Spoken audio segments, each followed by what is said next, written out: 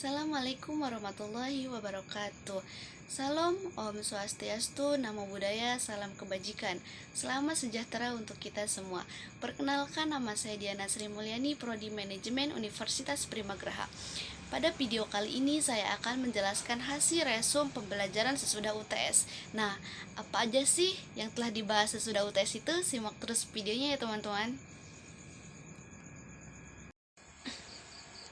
Nah, dalam video kali ini kita ada beberapa materi yang akan kita bahas, yaitu yang pertama ada kerja tim dalam organisasi, yang kedua ada komitmen organisasi, yang ketiga ada pengendalian, yang keempat ada mengelola konflik, yang kelima ada evaluasi, dan yang terakhir ada teknologi informasi. Nah, yang akan pertama kita bahas yaitu kerja tim dalam organisasi. Kerja tim dalam organisasi adalah kelompok individu yang bekerja sama untuk mencapai tujuan yang sama. Tim dapat terdiri dari anggota yang memiliki peran dan tanggung jawab yang berbeda, tetapi mereka saling berkolaborasi dan berinteraksi untuk mencapai tujuan yang diinginkan. Yang kedua ada jenis-jenis tim dalam kerja. 1. Tim fungsional, terdiri dari beberapa anggota yang memiliki keahlian dan pengetahuan yang sama dalam bidang tertentu, seperti tim pemasaran, tim keuangan, dan tim produksi. Yang kedua ada tim lintas fungsi, terdiri dari anggota yang berasal dari berbagai departemen atau fungsi yang berbeda dalam organisasi. Tujuan tim ini adalah untuk memecahkan masalah yang kompleks atau menyelesaikan proyek yang melibatkan berbagai aspek organisasi. Yang ketiga ada tim proyek, terdiri dari anggota yang bekerja sama untuk menyelesaikan proyek tertentu dalam batas yang ditentukan. Yang terakhir ada tim mandiri, terdiri dari anggota yang memiliki otonomi dalam mengambil keputusan dan mengatur pekerjaan mereka sendiri. Yang ketiga ada karakteristik tim kerja yang efektif. 1. Komunikasi yang baik. Anggota tim harus dapat berkomunikasi secara terbuka dan jelas, saling mendengarkan dan berbagi informasi dengan efektif. Yang ketiga ada karakteristik tim kerja yang efektif. 1. Ada komunikasi yang baik. Anggota tim harus dapat berkomunikasi secara terbuka dan jelas, saling mendengarkan dan berbagi informasi yang efektif. Yang kedua ada kepercayaan. Anggota tim harus saling mempercayai dan merasa aman untuk berbagi ide, pendapat, dan masalah. Yang ketiga ada kolaborasi. Anggota tim harus mampu bekerja sama, saling mendukung dan memanfaatkan keahlian individu untuk mencapai tujuan bersama. Yang keempat ada kepemimpinan yang efektif. Tim membutuhkan seseorang pemimpin yang dapat mengarahkan, menginspirasi, dan memotivasi anggota tim. Yang kelima, pembagian tugas yang jelas. Setiap anggota tim harus memiliki peran dan tanggung jawab yang jelas agar tidak terjadi tumpang tindih antara tim. Yang keenam ada pengembalian keputusan yang partisipatif atau keputusan dalam tim kerja sebaiknya melibatkan partisipasi dari semua anggota tim harus mencapai konsensus. Yang keempat ada proses tim kerja. 1. Pembentukan. Tim kerja dibentuk dengan menentukan tujuan, peran, tanggung jawab masing-masing anggota. Yang kedua ada norming. Anggota tim mulai beradaptasi dengan peran dan tanggung jawab mereka, serta membentuk norma dan aturan yang mengatur interaksi tim. Yang ketiga ada performing. Tim mencapai tingkat produktivitas yang tinggi dan mencapai tujuan yang ditetapkan. Yang keempat ada adjourning. Tim mengakhiri proyek atau tugas mereka dengan anggota tim mengevaluasi hasil kerja dan berpengalaman mereka. Yang kelima ada menangani konflik tim. Komunikasi terdapat, anggota tim harus berkomunikasi secara terbuka dan jujur untuk mengungkapkan masalah dan mencari solusi bersama. Mediasi. Jika konflik tidak dapat dipecahkan oleh anggota tim sendiri, Seorang mediator dapat membantu memfasilitasi diskusi dan mencari solusi yang dapat diterima oleh semua pihak. Yang ketiga ada negosiasi. Anggota tim dapat mencoba untuk mencapai kesepakatan melalui negosiasi dan mencari titik tengah yang memuaskan semua pihak. Keuntungan tim kerja. Diversitas tim kerja yang terdiri dari anggota dengan latar belakang, keahlian, dan pengalaman yang berbeda dapat memberikan perspektif yang beragam dan solusi yang lebih perspektif atau kreatif. Yang kedua ada kolaborasi. Tim kerja memungkinkan anggota untuk saling bekerja sama, membagi tugas, dan memanfaatkan keahlian individu untuk mencapai tujuan bersama. Yang ketiga ada pembagian beban kerja dalam tim kerja dan tugas tanggung jawab dapat dibagi di antara anggota tim sehingga mengurangi beban kerja individu. Yang keempat ada pembelajaran dan pengembangan. Anggota tim dapat saling belajar dan berkembang melalui pertukaran pengetahuan dan pengalaman.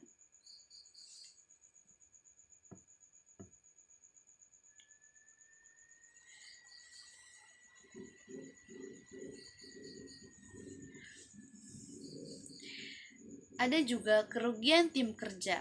Kurangnya komunikasi.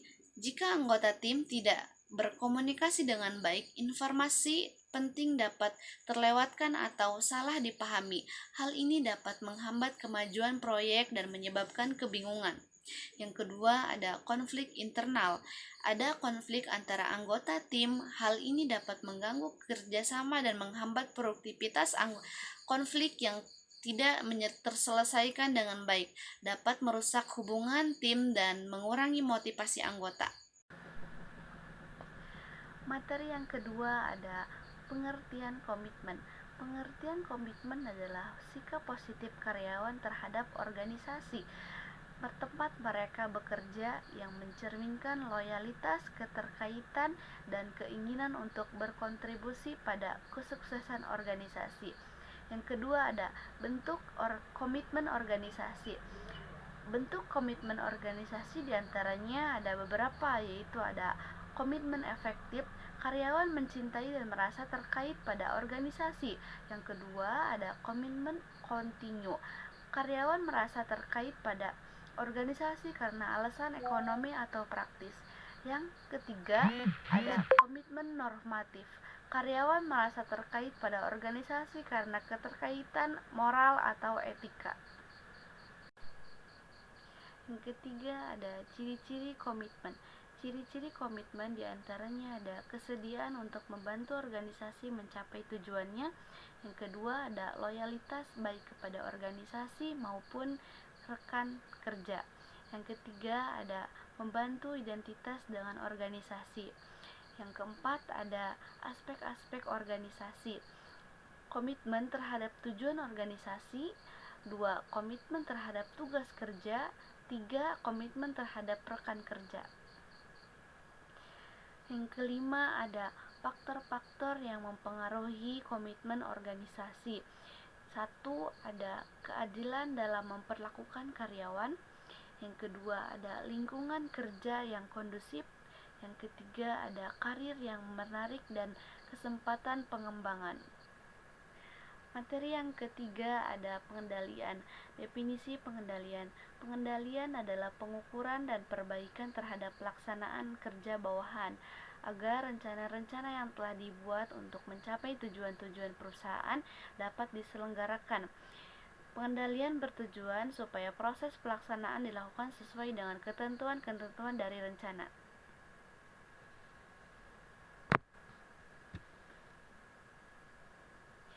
Asas-asas pengendalian meliputi asas tujuan, asas efisiensi, asas bertanggung jawab, dan asas pengendalian asas refleksi rencana, asas penyesuaian dengan organisasi, asas pengendalian individual, asas standar, asas strategis, asas kekecualian, asas fleksibel, asas peninjauan kembali, dan asas tindakan.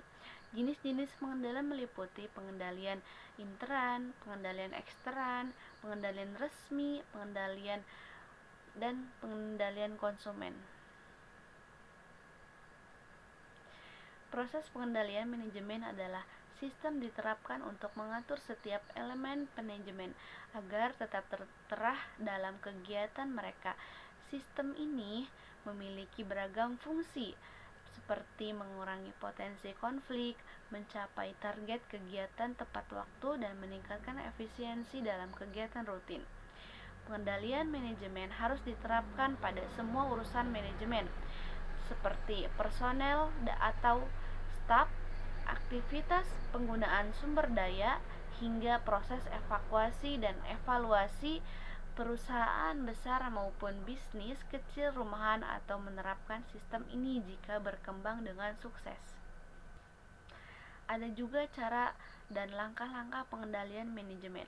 Di antaranya ada perencanaan program, yang kedua ada penentuan tujuan, yang ketiga ada penentuan durasi program, yang keempat ada penentuan para tanggung jawab, yang kelima ada perencanaan manajemen risiko, yang keenam ada perencanaan pembiayaan, dan yang terakhir ada pelaksanaan dan pengawasan. Ada juga langkah-langkah proses pengendalian. Langkah-langkah proses pengendalian menurut Supriyono adalah sebagai berikut. 1. Menentukan objek-objek yang akan diawasi. Yang kedua, ada menetapkan standar sebagai alat ukur pengawasan atau yang menggambarkan pekerjaan yang dikehendaki. Yang ketiga, ada menentukan prosedur atau waktu teknik yang digunakan.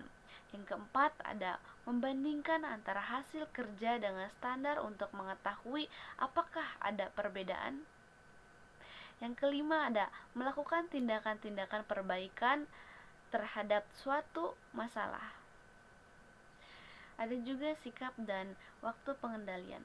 Sifat dan waktu pengendalian dibedakan atas 1. Preventif kontrol adalah pengendalian yang dilakukan sebelum kegiatan dilakukan untuk menghindari terjadinya penyimpangan-penyimpangan dalam pelaksanaan suatu kegiatan. Yang kedua, ada reseptif kontrol adalah pengendalian yang dilakukan setelah terjadinya kesalahan dalam pelaksanaan suatu kegiatan dengan dimaksud agar tidak terjadi pengulangan kesalahan. Yang ketiga, ada pengendalian suatu proses yang dilakukan jika terjadi kesalahan segera diperbaiki. Dan yang terakhir, ada pengendalian berkala, adalah pengendalian yang dilakukan secara bersama, misalnya per bulan. Yang terakhir ada alat-alat pengendalian manajemen, yaitu ada 3 macam diantaranya, yaitu 1. Akuntansi dan anggaran perusahaan, yang kedua ada statistik, dan yang terakhir ada komputer dan pengolahan data.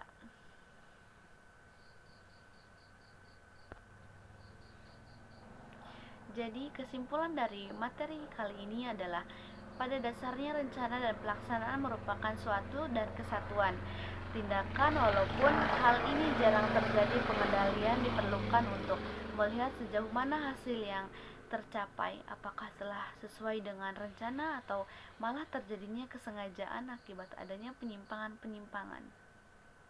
Materi yang keempat yaitu ada mengelola konflik. Pengertian dari mengelola konflik adalah proses yang digunakan untuk mengatasi dan mengatur konflik yang terjadi dalam bisnis atau organisasi. Konflik adalah hal rawan terjadi di dunia bisnis karena persaingan yang ketat. Namun, konflik dapat diminimalisir dan dicegah dengan mengimplementasikan manajemen konflik yang baik.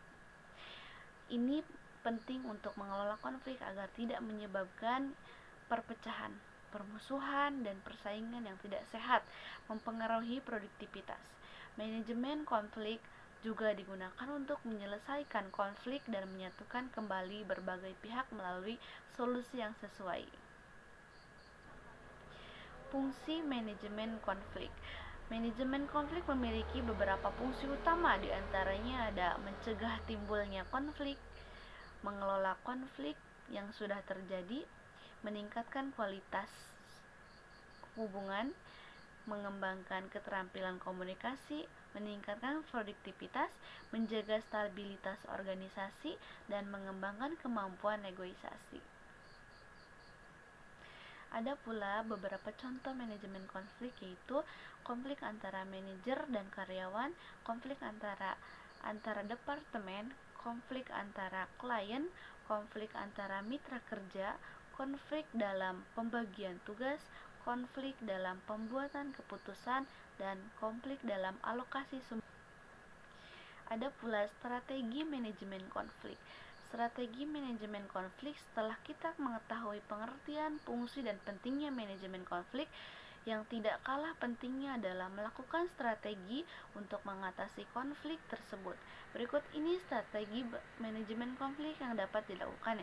Yang pertama ada strategi penghindaran, strategi penyelesaian, strategi kompromi, strategi kolaborasi, strategi dominasi, strategi pengalihan, strategi kompetisi, strategi adaptasi, dan strategi komunikasi. Secara umum, strategi manajemen konflik harus dipilih sesuai dengan situasi dan kondisi konflik yang terjadi. Strategi yang digunakan untuk menyelesaikan konflik dengan cara efektif dan efisien. Pentingnya manajemen konflik dalam organisasi. Manajemen konflik dalam organisasi sangat penting karena dapat membantu dan mengelola konflik dan mengatasi konflik yang terjadi dalam organisasi. Beberapa alasan pentingnya manajemen konflik dalam organisasi adalah meningkatkan produktivitas, meningkatkan kualitas hubungan, meningkatkan keterampilan komunikasi, dan meningkatkan kemampuan negosiasi. Jadi, kesimpulan dalam materi kita tentang manajemen konflik ini adalah, secara keseluruhan, manajemen konflik adalah proses yang digunakan untuk mengatasi dan mengelola konflik yang terjadinya dalam organisasi atau bisnis. Fungsi antara lain mencegah timbulnya konflik, mengelola konflik yang terjadi, menyelesaikan konflik, meningkatkan kualitas hubungan, mengembangkan keterampilan komunikasi, meningkatkan produktivitas, dan menjaga stabilitas organisasi, mengembangkan kemampuan negosiasi, meningkatkan kemampuan dalam mengelola emosi, membuat lebih adaptif, mengembangkan kemampuan dan mengelola pembedaan, mengembangkan keterampilan dalam mengambil keputusan. Lanjut ke materi yang kelima, yaitu definisi evaluasi. Definisi evaluasi adalah proses penilaian atau pengukuran untuk mengevaluasi nilai kualitas atau kinerja suatu hal yang baik.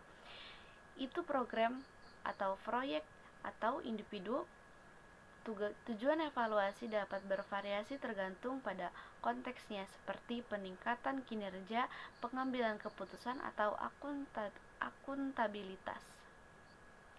Evaluasi memiliki beberapa fungsi, diantaranya yaitu 1. Peningkatan kinerja, 2. Pengambilan keputusan, 3. Akuntabilitas, 4. Validasi, 5. Pengembangan kebijakan, 6. Pemantauan dan evaluasi berkelanjutan. Fungsi evaluasi dapat bervariasi bergantung pada konteksnya, dan implementasinya dapat mendukung pengambilan keputusan yang lebih baik dan efektif. Tujuan evaluasi. Tujuan evaluasi dapat mencakup berbagai aspek bergantung pada konteks dan jenis evaluasi yang dilakukan. Beberapa tujuan umum evaluasi meliputi 1. Meningkatkan kinerja, 2. Pengambilan keputusan, 3. Akuntabilitas, 4. Validasi program, 5. Pemantauan dan pengembangan kebijakan, 6. Pengembangan pengetahuan perbaikan berkelanjutan, 8. Pemahaman terhadap penerima manfaat, 9. Evaluasi formatif dan sumatif. Tujuan evaluasi dapat disesuaikan dengan kebutuhan unik atau proyek atau program. Untuk pelaksanaannya dapat membantu meningkatkan efisiensi, efektivitas, dan dampak, positif dari kegiatan yang dievaluasi. Pendekatan evaluasi. Model dan pendekatan evaluasi yang digunakan tergantung pada konteks dan tujuan evaluasi. Beberapa di antaranya termasuk model logika, yang kedua ada pendekatan pengukuran kinerja, yang kelima ada evaluasi formatif dan sumatif, yang keempat ada evaluasi responsif, yang kelima ada farsitatif, yang keenam ada realistis, yang ketujuh ada pengembangan kapasitas, yang kedelapan ada pengaruh, yang kelima ada evaluasi benefit. Pemilihan model dan pendekatan evaluasi tergantung pada sistem dan tujuannya. Jadi, evaluasi kinerja adalah proses penilaian sistematis untuk mengukur, menganalisis, dan mengevaluasi hasil kinerja atau individu, tim, atau organisasi terhadap tujuan dan standar yang ditetapkan. Tujuan utama dari evaluasi kinerja adalah memberikan umpan balik, kontributif, dan pengembangan. Pengakuan presentasi dapat pengambilan keputusan terkait kebijakan sumber daya manusia. Ada juga evaluasi program. Evaluasi program merupakan proses sistematis untuk menilai dan memahami kinerja, efektivitas, dan dampak suatu program atau inisiatif. Tujuannya adalah untuk memberikan informasi yang dapat digunakan untuk pengambilan keputusan, perbaikan, dan akuntabilitas.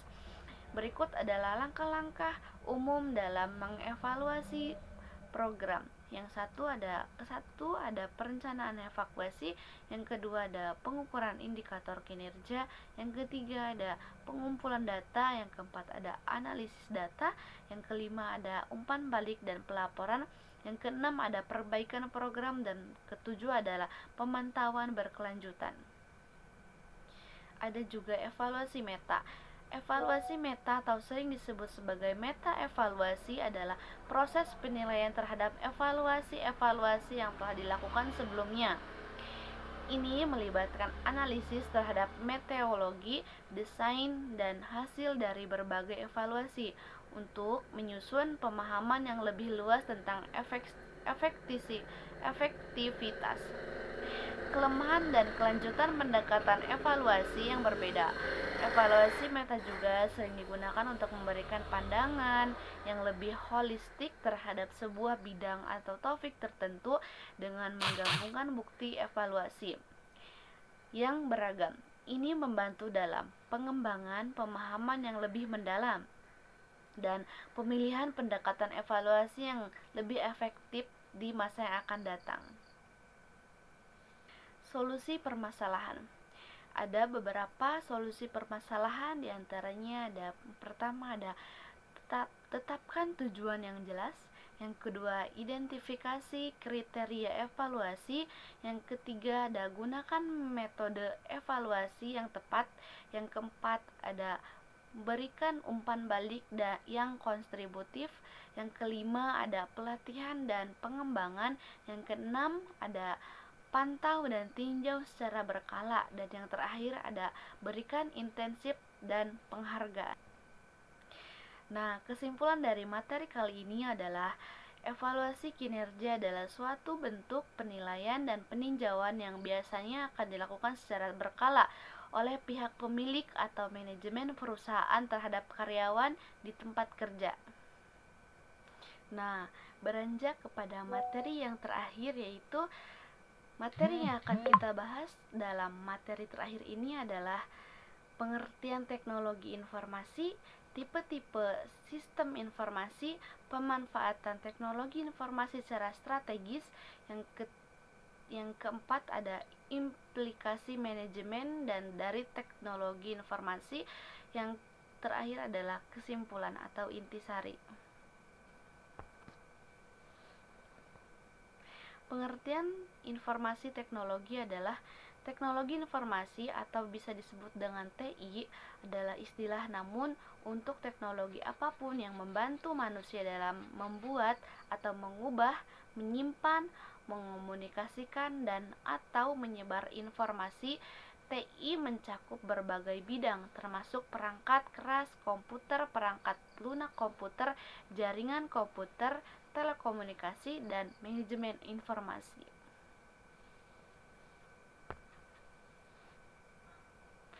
Ada juga tipe-tipe sistem informasi. Sistem informasi dapat diklarifikasikan berdasarkan berbagai kriteria, termasuk tujuan sistem informasi dapat diklasifikasikan berdasarkan tujuannya, seperti sistem informasi manajemen atau bisa disebut dengan MIS, dan sistem informasi akuntansi atau bisa disebut dengan AIS. Sistem informasi pemasaran bisa disebut dengan MIS, dan sistem informasi sumber daya manusia atau bisa disingkat dengan HRIS. Cakupan sistem informasi dapat diklasifikasikan berdasarkan cakupannya, seperti sistem informasi integrasi atau EIS, sistem informasi lintas fungsi atau FNIS, dan sistem informasi lintas organisasi atau bisa disebut dengan IOS. Teknologi sistem informasi dapat diklasifikasikan berdasarkan teknologi yang sistem informasi berbasis cloud-based information system, dan sistem informasi berbasis mobile-based information system.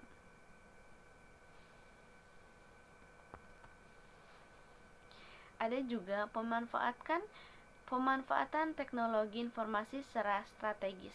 Peningkatan efisiensi. Teknologi informasi dapat digunakan untuk meningkatkan efisiensi operasional organisasi seperti dengan otomasi proses bisnis dan penggunaan teknologi cloud. Peningkatan efektivitas. Teknologi informasi dapat digunakan untuk meningkatkan efektivitas pengambilan keputusan organisasi, seperti dengan penyediaan informasi yang akurat dan tepat waktu. Penciptaan keunggulan kompetitif. Teknologi informasi dapat digunakan untuk menciptakan keunggulan kompetitif bagi organisasi, seperti dengan pengembangan produk dan layanan baru.